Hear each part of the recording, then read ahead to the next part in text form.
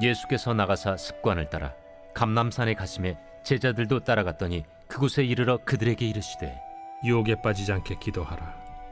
하시고 그들을 떠나 돌 던진 만큼 가서 무릎을 꿇고 기도하여 이르시되 아버지여, 만일 아버지의 뜻이거든 이 잔을 내게서 옮기시옵소서.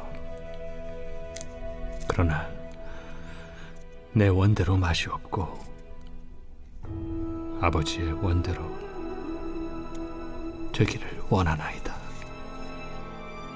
천사가 하늘로부터 예수께 나타나 힘을 더하더라. 예수께서 힘쓰고 애써 더욱 간절히 기도하시니 땀이 땅에 떨어지는 핏방울같이 되더라.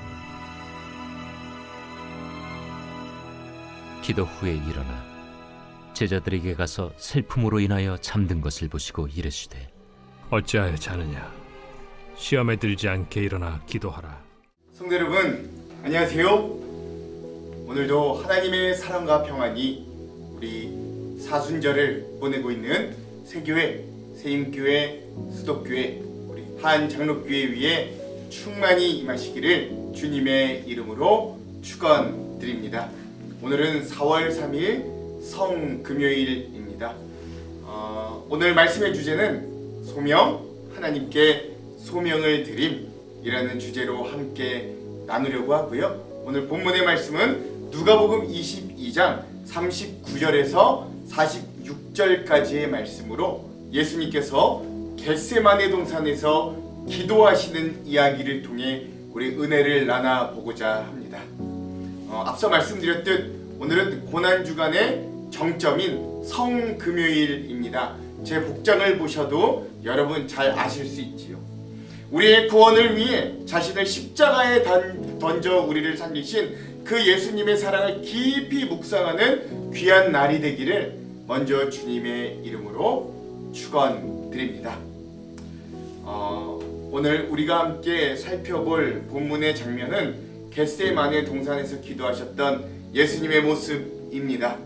예수님이 십자가에 달리시기 전에 겟세마네 동산에서 기도하시던 장면에서요, 우리가 좀 함께 은혜를 나눠보고자 하는데요.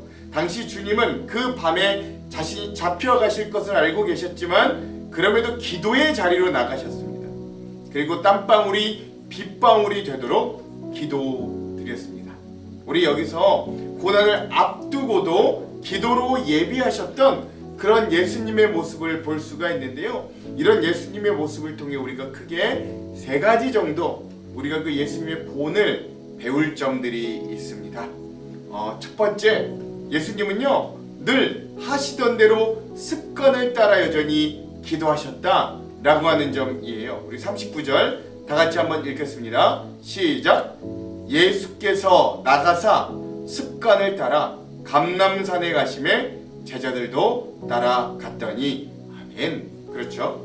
예수님께서 십자가를 지신다고 특별 기도를 하셨던 것이 아닙니다. 예수님은 평소에 하시던 대로 십자가를 앞두고도 기도하셨습니다. 39절에도 주님이 늘 하시던 대로 습관에 따라 기도의 동산인 감람산에 올라가 기도하셨다고 분명하게 기록되어 있습니다.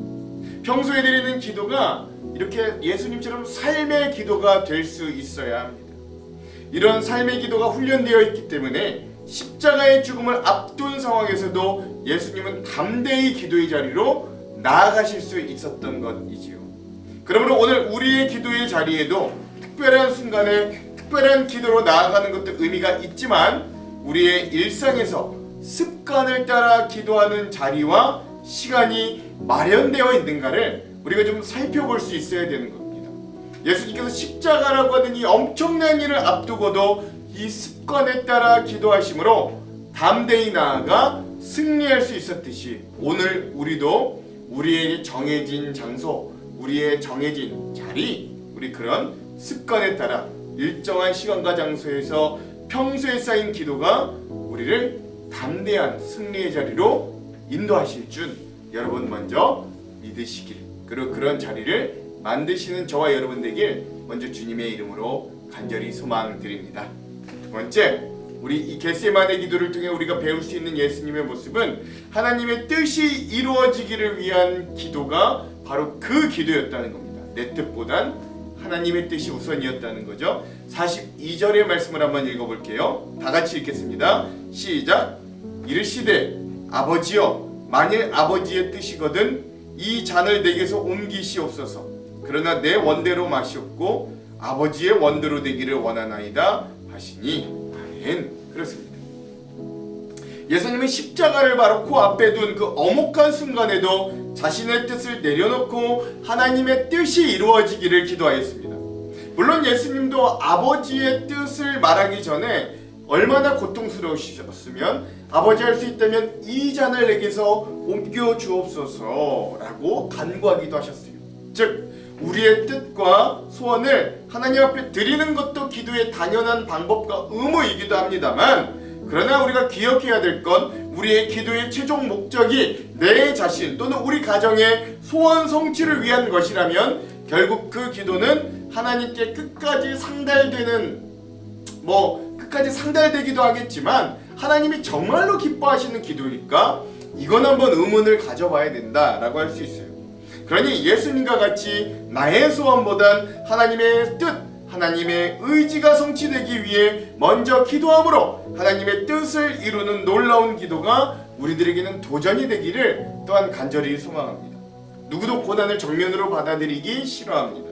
그럼에도 불구하고 예수님께서는 도피하는 방법이 아니라 끝내 소명을 기억함이라는 방법으로 이 모든 상황을 극복하였듯이 오늘 우리도 가장 먼저 하나님의 뜻과 의를 구하는 순종과 소명과 믿음과 우리의 삶의 승리를 이끌어내는 그런 기도의 장소로 나아갈 수 있는 우리 사람들이 되기를 또한 간절히 소망드립니다. 마지막 세 번째는요, 세 번째 예수님께 배울 수 있는 점은 예수님의 기도는 또한 간절한 기도였다 라고 하는 점이에요. 다 같이 44절을 함께 읽겠습니다. 시작. 예수께서 힘쓰고 애써 더욱 간절히 기도하시니 땀이 땅에 떨어지는 빗방울같이 되더라. 아멘. 그렇죠?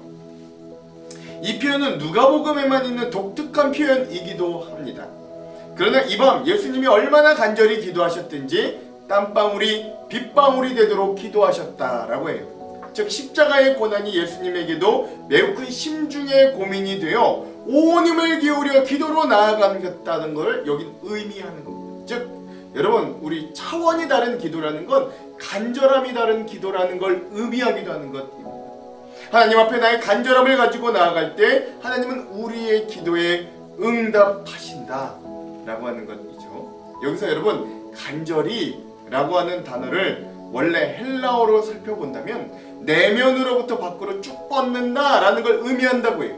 즉 예수님은 이 간절히 라고 하는 단어 앞에 더욱 이라는 표현이 붙어서 그 내면의 갈등과 두려움이 크면 클수록 더욱 간절하게 하나님의 뜻에 순종하도록 자기를 내어놓고 열심으로 기도했다라는 것들을 알 수 있는 대목이기도 하지요. 그러므로 오늘 우리도 이런 주님의 기도를 닮은 간절한 기도의 사람이 될 줄도 믿습니다. 이렇게 우리가 사순절, 특별히 오늘 성금요일과 같은 날들이 되면 우린 예수님의 십자가 고난을 묵상하고 생각합니다. 그러나 그 십자가 이전에 반드시 지나야만 하는 장소가 있는데 바로 오늘 우리가 나누는 겟세마네 동산이 바로 그곳입니다. 겟세마네는 예수님이 체포되시기 전에 마지막으로 기도하신 자리였습니다. 제자들은 잠들어 있었고 예수님은 홀로 하나님 앞에 무릎을 꿇으셨습니다. 그 기도는 매우 인간적이기도 했어요. 예수님은 자기에게 다가올 그 십자가의 고난을 알고 계셨습니다. 채찍, 조롱, 버림받음, 죽음의 고통을 다 알고 계셨어요. 그래서 예수님은 이렇게 기도합니다. 아버지여, 할 수 있다면 이 잔을 내게서 옮겨 주옵소서라고 말이지요. 예수님도 고통스러우셨고요. 예수님도 피하고 싶은 마음이 분명히 있었을 겁니다. 그래서 이런 기도가 나왔겠죠. 그래서 여러분, 우리가 좀 기억해야 되는 건 우리가 지켜야 될 소명이 감정이 없는 상태를 말하는 건 아니라는 거예요. 아무런 두려움도 없이 담대하게 나아가는 것만이 소명이 아닙니다. 진짜 소명은 두려움이 있어도 때론 눈물이 나도 피하고 싶은 마음이 있어도 결국 하나님의 뜻을 선택하는 걸 의미합니다. 예수님의 기도는 여기서 멈추지 않아요. 그리고 뭐라고 합니까? 우리가 너무나도 잘 아는 것처럼 그러나 내 원대로 마시옵고 아버지의 뜻대로 되기를 원하나이다 라고 이야기하잖아요. 이 고백이 바로 소명의 핵심이라고 할 수 있어요. 소명은 내가 좋아하는 일을 하는 게 아닙니다. 소명은 내가 잘할 수 있는 일만 찾아하는 것도 아닙니다. 소명은 하나님의 뜻이 내 뜻보다도 더 중요하다고 고백하는 겁니다. 내가 원하는 길보다 하나님의 원하시는 일을 선택하는 일이 바로 소명입니다. 우리 종종 소명을 특별한 사람들의 특별한 이야기처럼 말하기도 합니다. 목회자, 선교사, 장로, 중직자들에 있는 사람들에게만 뭔가 특별한 부르심이 있다고 생각할 수도 있습니다. 그러나 오늘 말씀이 성경이 우리에게 알려주는 소명은 모든 성도에게 주어진 것들입니다. 어떤 직업을 가지든 어떤 형편에 있든 하나님께서 내 삶을 통해 원하시는 그 뜻을 따라가는 것들을 우리는 소명이라고 부를 수 있죠. 즉 우리 예컨대 이렇게 볼 수 있어요. 어떤 사람에게는 가정을 끝까지 지키는 게 소명일 수 있습니다. 어떤 사람에게는 아픈 부모를 돌보는 게 소명일 수 있고요. 어떤 사람에게는 힘든 직장에서 정직하게 살아내는 것이 소명일 수 있습니다. 또 어떤 사람에게는 교회 안에서 이름 없이 섬기는 일이 바로 그에게는 소명이 될 수도 있는 것이죠. 문제는 우리가 하나님의 뜻을 잘 몰라서 순종을 못하는 게 아니라 하나님의 뜻을 알면서도 때로는 피하고 싶다는 데 있는 것이죠. 용서하는 게 나의 소명인데 아직 용서하기가 쉽지 않습니다. 내려놓아야 되는데 내려놓기가 싫어요. 헌신해야 되는데 더 편한 길을 찾고 싶습니다. 하나님은 분명히 말씀하고 계시는데 우리는 계속해서 미루고 싶어하는 것들이 우리의 믿음의 삶에는 참 많지요. 겟세마네가 바로 그런 자리입니다. 내 뜻과 하나님의 뜻이 부딪히는 자리입니다. 내 계획과 하나님의 계획이 충돌하는 자리예요. 그리고 그 자리에서 예수님은 아버지의 뜻대로를 선택하셨습니다. 요즘 많은 그리스도인들에게 은혜와 감동을 주는 찬양이 있어서 여러분들과 그 가사를 나누고 싶은데요. 저의 가정과 저의 딸도 이 찬양을 참 좋아합니다. 그것은 주의 자녀로 산다는 것은 이라는 찬양입니다. 그 가사가 이래요. 주의 자녀로 산다는 것은 불 가운데로 걸어가는 것, 그 속에서 신실하게 날 지키시는 그 손길을 경험하는 것. 주의 자녀로 산다는 것은 바다 위로 걸어가는 것, 내 온몸을 덮쳐오는 폭풍 속에서 잠잠히 주 바라보는 것. 그렇습니다. 여러분, 이 가사처럼 믿음의 길은 편안한 길은 아닙니다. 때로는 불 가운데를 지나가는 것 같고요, 때로는 폭풍 속을 걷는 것과 같습니다. 때로는 내가 원하지 않는 길, 내가 피하고 싶어하는 길 앞에 서게 되는 게 믿음의 길이기도 합니다. 그러나 소명이란 바로 그 자리에서도 하나님의 손을 붙들는 거예요. 고난이 없다는 게 아니라 그 고난 속에서도 하나님께서 나를 붙들고 계시다는 걸 믿고 나아가는 것이죠. 겟세마네 동산에서의 예수님도 그러하셨습니다. 예수님은 가장 기쁜 두려움과 외로움 속에서도 하나님을 바라보았어요. 그리고 십자가를 향해 담담히 걸어가셨어요. 주의 자녀로 산다는 건 주께서 지신 십자가를 지고 주와 함께 걸어가는 것이라고 하는 그 찬양의 가사처럼 예수님의 길은 십자가를 지고 아버지의 뜻을 따라가는 길이 되었습니다. 이런 예수님의 겟세마네 동산의 기도와 소명처럼 자기 뜻보다 하나님의 뜻을 붙들었던 우리 한국 기독교의 위대한 우리 목사님의 이야기를 하나 좀 나누고 싶습니다. 바로 주기철 목사님이에요. 주기철 목사님은 일제강점기 시절 일본이 우리 한국의 교회들에게 신사참배를 강요할 때가 있었습니다. 많은 사람들이 뭐 한 번 절하는 게 뭐가 그렇게 중요한 큰 문제냐, 우리 가족들도 좀 지켜야 되지 않겠느냐, 교회도 좀 유지해야 되지 않겠느냐라고 말하며 신사참배에 고개를 숙일 때였어요. 실제로 주기철 목사님에게도 가족이 있었고요, 아내와 자녀들이 있었습니다. 그리고 또한 그는 담임 목사로서 교회를 지켜야 되는 책임도 있었어요.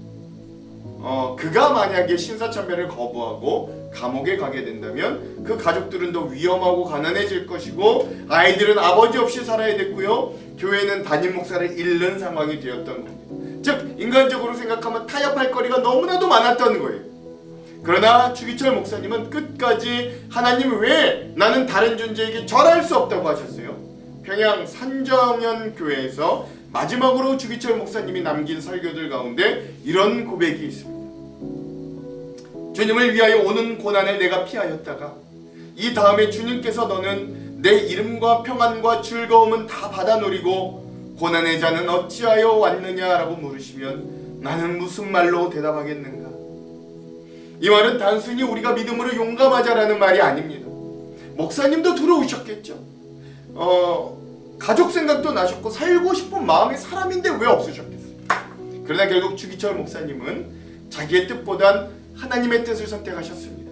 편한 길보단 옳은 길을 선택하였고 안전한 길보다는 순종의 길을 사명의 길을 선택하셨습니다. 이런 주기철 목사님의 모습이 바로 겟세마네의 기도와 같다고 하겠습니다.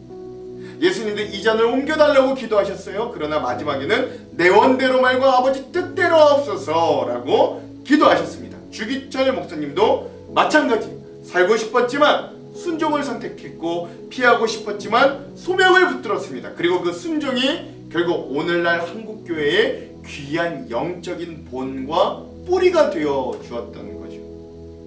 사실 우리는 이런 예수님의 기도를 담기보다는 오늘 말씀에 또 한편 등장하는 제자들의 모습과 훨씬 더 많이 닮아 있습니다.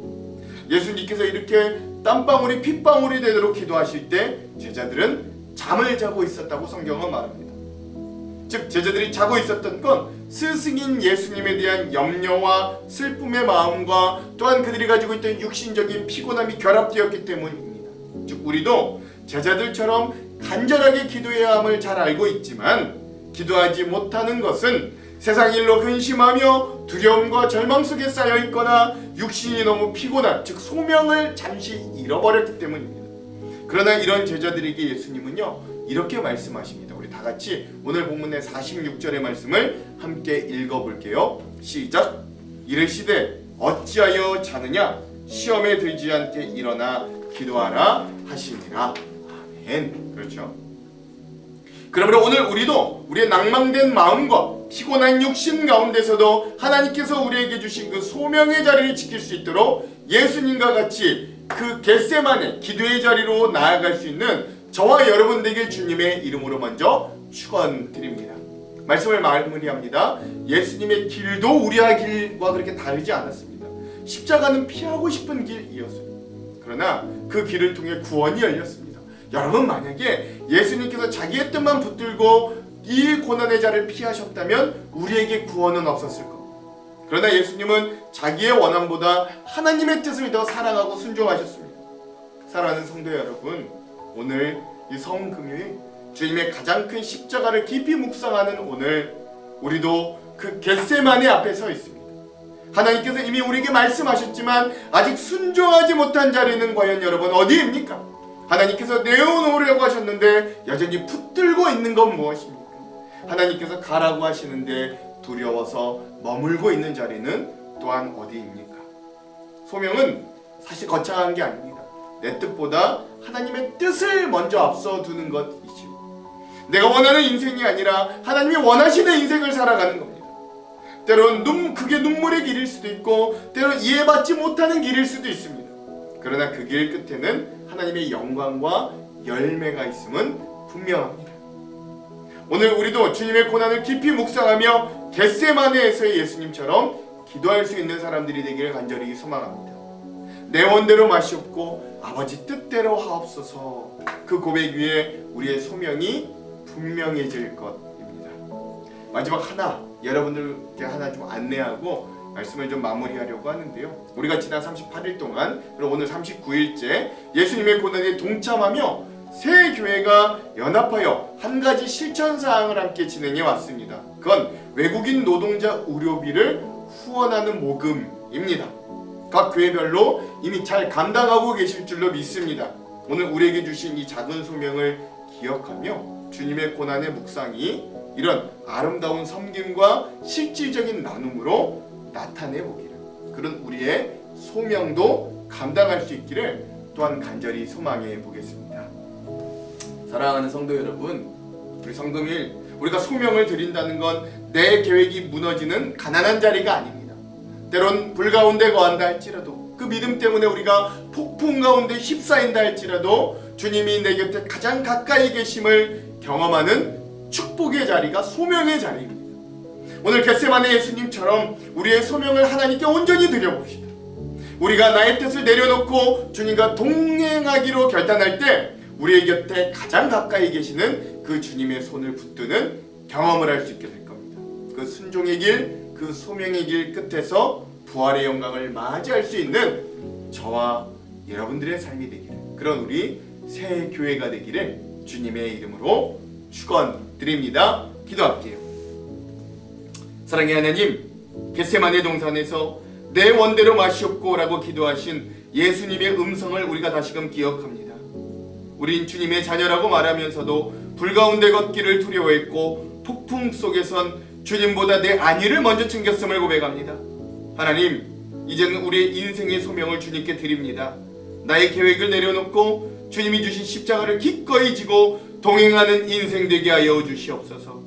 고난의 연장 한복판에서도 가장 가까이서 우리를 지키시는 주님의 손길을 경험하게 하시고 그 십자가 사랑으로 세상을 용납하며 소명으로 끝까지 길을 걸어가는 믿음의 사람들, 주님의 십자가를 각자 지고 주님을 따라가는 제자들이 다 되도록 인도하여 주시옵소서. 우리의 영원한 소명 되시는 예수 그리스도의 이름으로 기도드립니다. 아멘. 오늘은 이 영상 이후에 새 교회 교역자 가정이 함께 부른 특송을 듣기를 원합니다. 앞서 말씀드렸던 주의 자녀로 산다는 것, 우리 이 찬양을 듣고 오늘 영상을 마무리하도록 하겠습니다. 그럼 사랑하는 성도 여러분, 그 사랑에 응답하라. 오늘도 헌신과 자기 부인의 삶으로 용감히 뛰어드는 하루 되시기를 주님의 이름으로 축원드립니다. 사랑하고 축복합니다.